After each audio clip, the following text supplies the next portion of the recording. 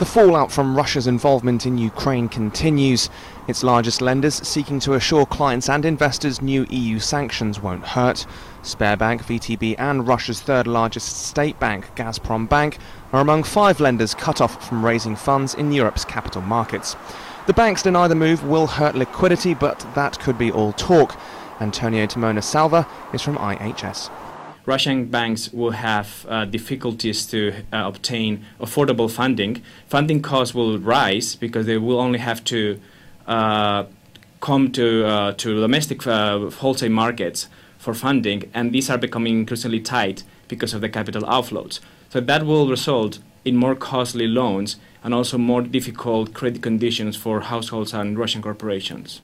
Sberbank says the sanctions violate the foundations of the global finance system. The Russian economy is already reeling. Vladimir Putin is reportedly introducing a sales tax on consumers to raise funds and begin to combat Russia's deepening financial woes. That's after Moscow banned imports of Polish fruit and vegetables, a ban it said it could extend to the rest of the EU. But this could just be the start of tit-for-tat exchanges between Russia and the West. Darren Sinden is from Titan Investment.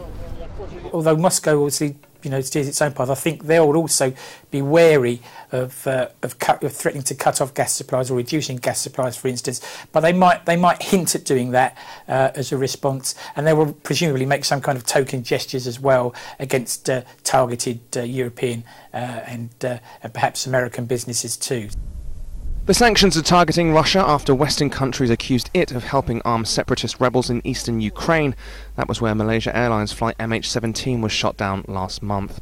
Russia's envoy to the EU was quoted saying the sanctions were not helping the situation there, though, and latest indications are that fighting, if anything, is worsening. This is the aftermath of a shelling in Donetsk, while the government said that elsewhere rebels killed at least 10 Ukrainian paratroopers in an overnight ambush.